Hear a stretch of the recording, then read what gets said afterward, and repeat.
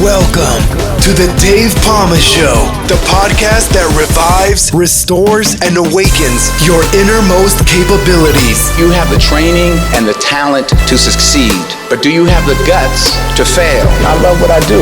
When you love what you do, you want to be the best at it. Today is about the power of you. You will change the world. Find your path to success through the journey of those who have succeeded. And now, your host, Dave Palma. Hi, welcome back to the Dave Palma Show.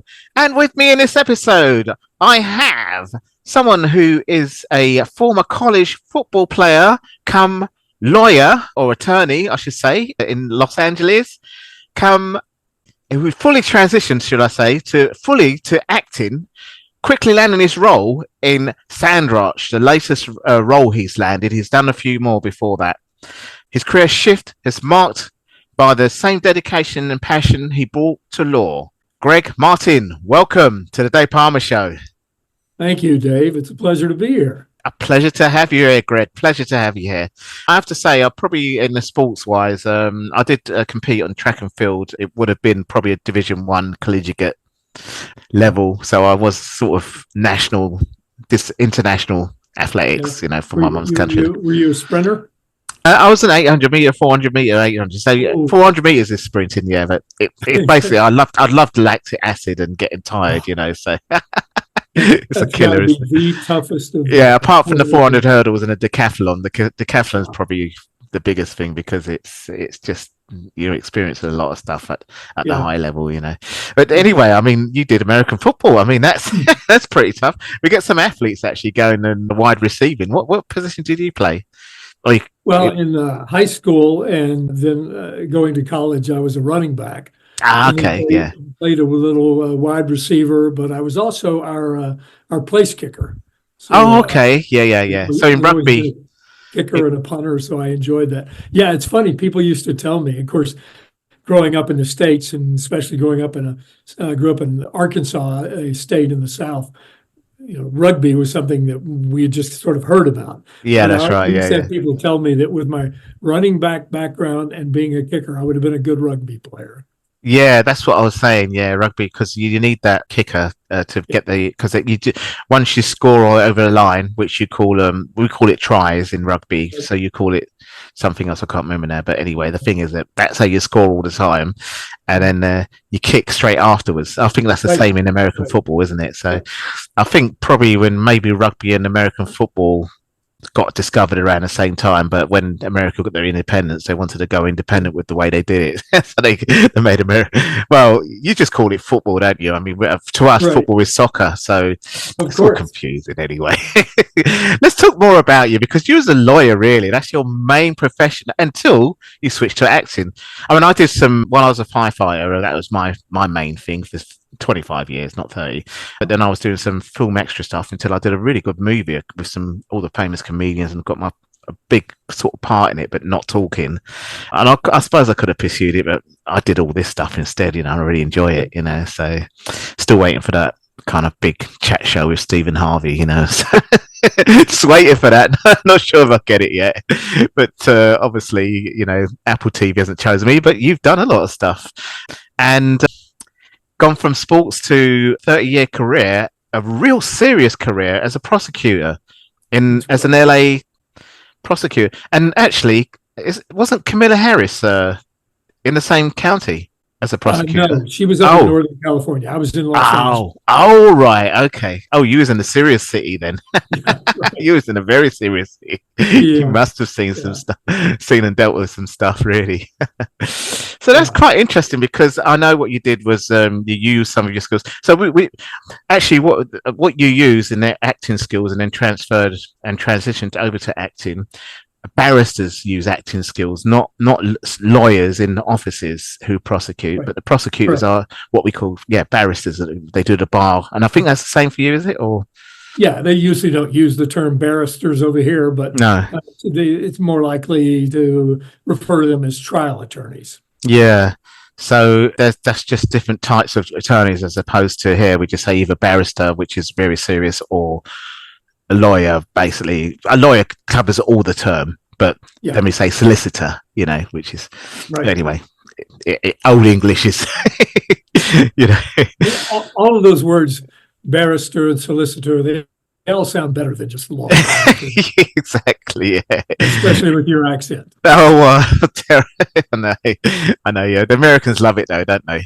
And the Brits love the American and French accents, apparently. So anyway, so let's not go there because you've just done a film. Let's just talk about the film because obviously it's what people want to hear about. Not film, TV film, and it's 6 episodes. I can never pronounce this name now. SHADRACH. SHADRACH, yeah. And actually, it's the first. Well, actually, when I was a child, there used to be a TV series. It went on very long before Netflix, and that was around. This is in the 70s, actually, called Black Beauty. Oh, you heard about that? Yeah. So, oh yeah. But this time, the Hollywood star in this TV show was SHADRACH. Right. It's amazing, isn't it? Yeah, and I like the story where it's helping people. It's a bit like Scooby-Doo kind of thing, but without the comedy, really, I suppose, isn't it? Really. Right. So tell us more about that. How you really. I'm going to talk about you and how you really made your transition and everything, but let's find out more about the show. Really, what did? Okay. Well, I mean, first of all, going back to the transition, it wasn't quite as much of a transition in terms of it being a clean-cut transition because I grew up, as you had mentioned, playing sports, but also my parents very much instilled in me the idea that school was even more important than sports. So I was the typical student athlete and then was fortunate enough to go to college on a football scholarship at Vanderbilt, a very good academic school, and that led to going to law school. But all along the way, I did the occasional theater. I love doing plays, church plays, school plays. I didn't have time for that while I was in college because football and studying is just too time consuming. But I got to law school and we had a little theater company there within the law school. So I would do that on the side. And then even while I was a district attorney, or as you said, a prosecutor in Los Angeles County, I was involved in a theater company there for pretty much my whole time. I was in the D.A.'s office, and I did probably 25 plays with them while I was working as a prosecutor. So I would be a prosecutor by day and then an actor by night. Oh, wow. Okay. I just have that kind of dual passion, and I love doing both. But you're exactly right. There is something about trial attorneys or solicitors, barristers, whatever you call it, but somebody who does trials within a courtroom. I've often said I think they're mostly frustrated actors. So I was lucky enough that I had the chance to actually do some acting in real theater on the side. And then I retired from the DA's office as a prosecutor a couple of years ago. And that's when I decided now that I would have the ability to pursue the acting full time. And that's when this TV show, SHADRACH, came along. Yeah. All right. Okay. Is that the biggest show you've done, or is? Well, I'm not sure how you define the word big. Right. I mean, you've done quite a few. I've seen the good list of that on your resume for TV, your acting resume. I mean, obviously you've done 30 years as a lawyer as well, which is. Yeah, I was fortunate because while I was an attorney, I didn't have much time to pursue this. So I was fortunate that I was able to get a few acting roles or gigs, as we say, during that time. I was able to be on some pretty big shows. OZARK with Jason Bateman. I was in the second episode of the very first season of it, long before anybody in the real world knew what a huge hit that was going to be. And did a thing on Mad Men. I got to do a film 2 or 3 years ago with Tom Hanks called A Man Called Otto. So I've got a chance to do some big shows, but mostly because I was working full time, I was only able to work for a day or 2 or 3, so relatively small parts. Yeah. Once I retired, then I had the ability to go off and just take as long as I wanted. Yeah. And the series came along at the perfect time because it was a 6-week shoot because it was 6 episodes for this series called SHADRACH. All right, 1 episode a week. Atlanta, Georgia. So I was there for 6 weeks and got to work on this. So in that, it's the largest part I've had in terms of being a series. I'm with you now. Ongoing series. Yeah. So before, all the others you did was actually more of a part-time actor roles. Right. Then this is your first full-time role going Exactly. big time. And of Exactly. course, you can do acting until whenever. There's a part for Totally. everyone, isn't there? Totally. So, I mean, Clint Eastwood, and Arnold Schwarzenegger, they're probably still connect if they want to, go in the movies. So, I mean, but anyway, I don't want to digress even more. I'll keep digressing, actually. Yeah. So, I mean, tell us. Yeah. So we was going to say, talk about the SHADRACH. So while we was on that subject, you went off to Atlanta. Was it Atlanta? You said Georgia. Atlanta, Yeah. Georgia. So tell us then about the experience. And so you got the part. So this was a show that came from Sony Studios, their family-based division called Affirm Films. So they have one of the largest family-based divisions or subdivisions that puts out these kind of more family-friendly programs, both films and TVs, I would say. And then it's distributed on Great American Pure Flix, which is a family or faith-based streaming service. And I think it's the fourth original series that they did this year, SHADRACH is. And it's just a wonderful family show. It sounds a cliche to say that it's good for the whole family. Yeah. But it really is, because it's about multiple generations of a family. Basically what happens, without going into too great a detail, and this is not giving anything away, you learn this in the first 5 minutes of the show.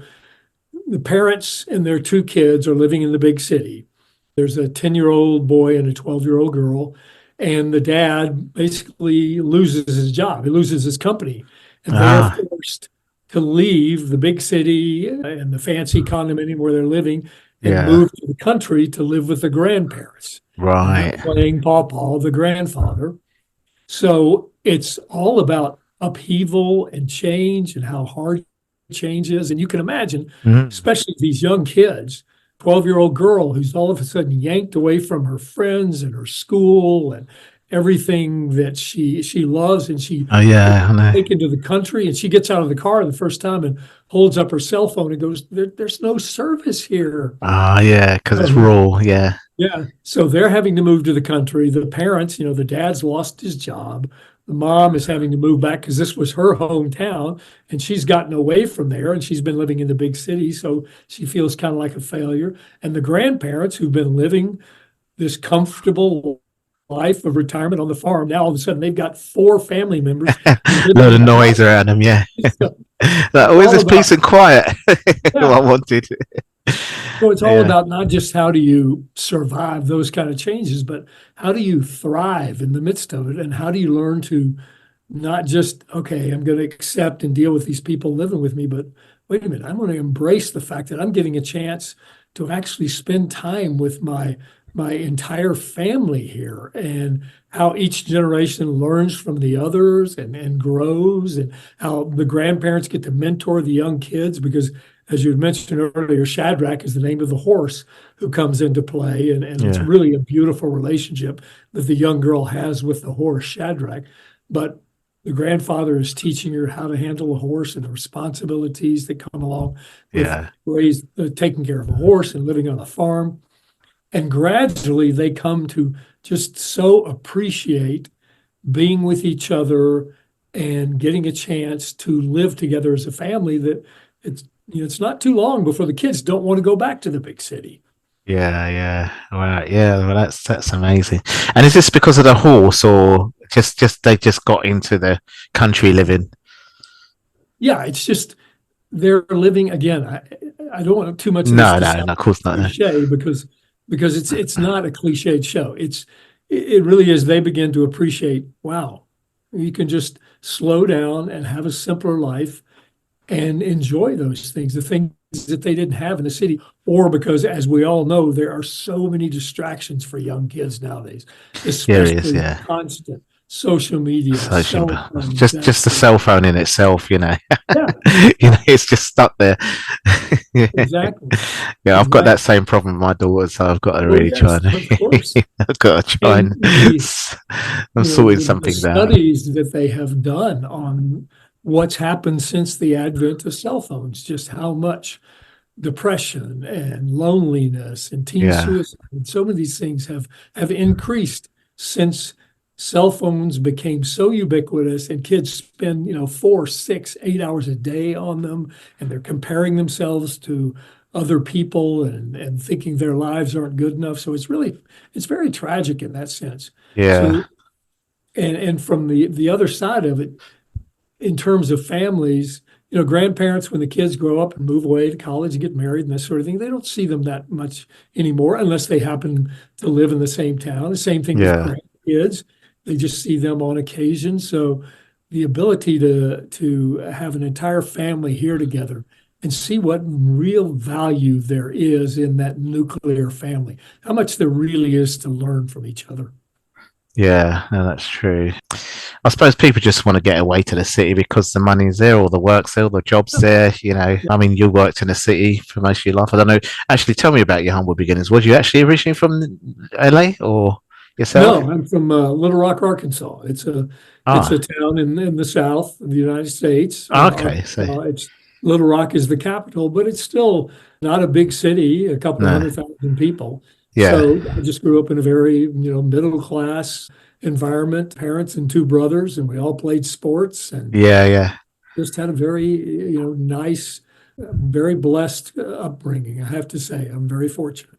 Yeah, no, that does make a big difference, really. But I mean, what I was trying to get at, was that you moved to the city to work, didn't you? To get not to get work, but whatever it took for your career, right? It tended to move you there. Now I think that's what happens, isn't it? Really, no nuclear family tends to stay in a country like that. I mean, it's the same in England. We call it the countryside, and especially if you're a real remote area, you'll end up in London, Birmingham, or some of the big cities. I'm in a town, an area where you can get to a lot of where there is work, and not too far from London anyway, an hour on a train, which is nothing to Americans, and even in London, you take an hour to get from one end to another, It's true. If you're in New York, the traffic's going to be 1 hour just trying to get from Manhattan Bridge, to North Manhattan. It's like that. Very true. Very much like Los Angeles.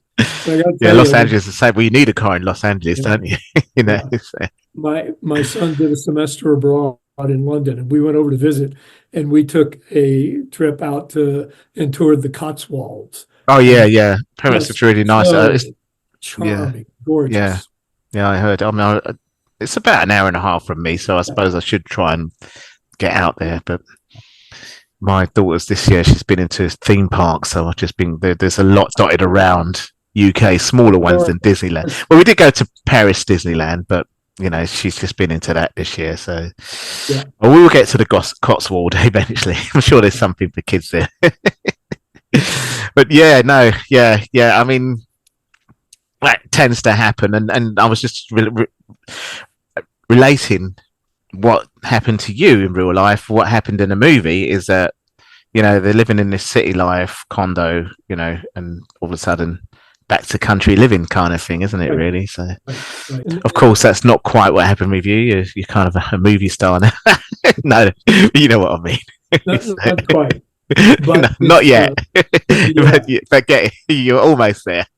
Well, you are really. If you've done something like that, I mean, I saw the trailer, and I mean, you're doing something like that. It's, and it's, I have spent my time. I grew up like I said, in a smaller city, but have lived in New York City and many years in Los Angeles and other big cities as well. But now we're in Nashville, Tennessee.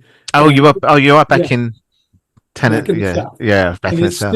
It's still a good sized city, no doubt. Yeah, but it's just so much easier here than it is in LA or New York or anything. Just to within minutes, just be in the countryside and greenery and rolling hills and just feeling like you can breathe again. So I'm very much enjoying that pace of life. Yeah, it's amazing. So tell me, are you a country music fan? I'm sure you are. It's funny. Well, I didn't mention this. I mean, moving to Nashville is kind of coming home in some ways. Yeah. Nashville is not very far from Little Rock, Arkansas, where I grew up. But I did go to college in Nashville. That's where Vanderbilt is. But it's funny, growing up in Arkansas, and then especially going to school in Nashville, there's country music everywhere. But Yeah. for whatever reason, I was just never a fan of country music. Oh, right. That's amazing. Yeah. Now, having come back to Nashville, one of the things that you pretty much have to do, but you want to do, is just explore what's out there in the music world, because there's such good music everywhere. I mean, from the minute you land in an airport, there are people playing in the airport and restaurants and lounges, and you go to local coffee shops and there are people playing, because there are so many people, just like actors in LA. There's so many musicians in Nashville trying to make it, Well, I mean, Tennessee is the history of soul and blues, you know. Exactly. Rhythm and blues, but soul, and then the R&B and hip hop and stuff like that all comes from all around that. And obviously New York and LA is just where it all gets commercialized, you know. It's the big factory, the big smoke, you know. So Tennessee is actually a very famous place for that, you know. Right. And that's kind of what I was going to say, is even though I was not a big country music fan, I've certainly been hearing more of that. But there's so many different types of music. I mean, so many venues you can go to. And a lot of them, just because we've heard of the reputation of the music venue, we'll just make a reservation and go. We have no idea who we're going to see. And there's so many unheard of artists, and they play all kinds of music, just the different kinds you were talking about. Yeah. Oh, great. I mean, you go into church here and the music is phenomenal. So really that's right. In terms of music. Well, exactly. Yeah. And gospel and things like that must be huge out there as well, and things like that, you know. So yeah, no, I mean, that's part of America is actually very well known. It probably gets a fair bit of tourism, I would imagine. Not as much as obviously LA and, you know, Hollywood and New York, because it's just, you know.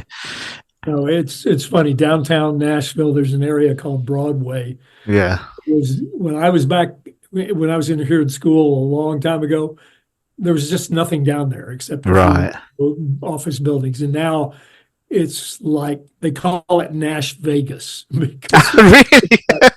Walking dogs on every corner, neon everywhere, and you just see these roving bands of bachelorettes. They say it's the bachelorette capital of the country. Oh wow, bachelorettes! That's amazing. That's a joke. Yeah, there used to be a bachelorette city. I think it was not far from where I am. Well, in between London, I'm between London and there. Nottingham, actually. I don't know if it used to be a joke when it was like 5 girls to 1 boy, you know. There's lots of bachelorettes there. But anyway, I don't want to go into that. I don't want to get into it. I'll get in trouble with the law, you know. You'll be I'm retired, you're fine. Well, I mean, obviously on this show, I'm trying to get more sports people, because I did sports myself on a high level. I'm not, you know, famous, but I got labelled a track star. And to be honest, if I've been on TV and I've done an international level and I've signed, you know, little autographs for kids on programs, you're looked upon as a track star. And that's why I said movie star, whatever. You know, you probably looked upon at high school as a football star, you know, just in the football high school version you was, you know, but obviously to the small pond. Yeah, but you're not a household name. That's what I'm saying. But obviously, that's just something that takes time or whatever is involved, you know, in that. I wasn't a household name, you know, but I've been around those people. You've been around a few people as well, you know. Yeah, exactly. Yeah. So yeah, no, it's really great having you on the show, and you know, I always make it conversational, try to make it a little bit funny as well, because you know it's unique to me and Dave Palmer. You know, so always a great pleasure having people like that achieved well in life and tried to get down to the humble beginnings and what happened, and you've achieved well. Can I just say before you go, what else have you got coming up, and what would you say to anyone? Obviously, you're probably giving advice to your son, who's now going on his own trail and pathway, you know, to whatever he wants to do. But first of all, what's coming up for you, and then what would you give to anyone to do well out there? Well, there are a couple of things that are in the works right now, and often these have non-disclosure agreements that you can't talk about until they're actually out there. So there's nothing that I can formally announce right now, but I've got some things that I'm looking at. And I really enjoy doing this family show so much that I'm hoping to be able to do more shows that are like that I feel all members of the family can watch it once and they can all enjoy it. I got a email from an old high school friend of mine who I hadn't seen in 40 years, who said, my grandkids came over and we're watching that together, and that just really blessed me. Yeah. Hoping to do more stuff like that. But in terms of advice, sometimes I get asked advice for young actors. And the one thing I would say is, because I was smart enough to see this a long time ago, making a living as an actor or any kind of creative profession is very, very hard to do. Yeah, it's that's right. Yeah. Small percentage of people who are even in the union who make a living wage. It's about 10%, isn't it? So the 90% still doing waitering in a bar or something, aren't they? So that's why I made a decision, even though I'd always had a passion for acting. I made a decision. I was going to go to law school. I was going to get a job. I was going to have a steady career, and then I was going to do this on the side as and then maybe transition to do it more as a full-time job when I could. And I'm so grateful I did that, because I've never had to depend upon it for a living. I've never been desperate for it. I've always just been able to enjoy and feel blessed at the times I've gotten to do it. Yeah. So one thing to say, pursue your passion, but it's another thing to go, but make sure you can make a living and enjoy your life at the same time. That's it. Now that sounds perfect. To go out there and do that, really. I was actually thinking, well, should I actually, I was doing more film extra work, but at the end of the day, I did get a part that was actually more around all the actors and famous people. I was probably the only extra there, actually, which is amazing, really. They probably liked me. I thought, you know what, just go in this. I liked it. But anyway, that's how it happens sometimes, isn't it? Yeah, I could have pursued that, but the fact is that, sports, entertainment, and even having a professional career like you did, law, emergency service workers or whatever, doctors, I love to have all of them on my show, so it's really a great pleasure.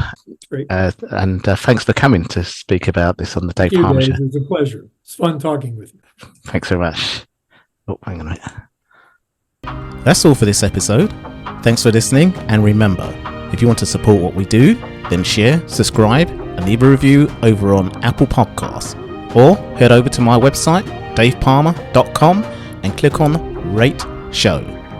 Well, that's all for now, but I'll see you in the next episode of The Dave Palmer Show. Follow us on Facebook, Twitter, and Instagram.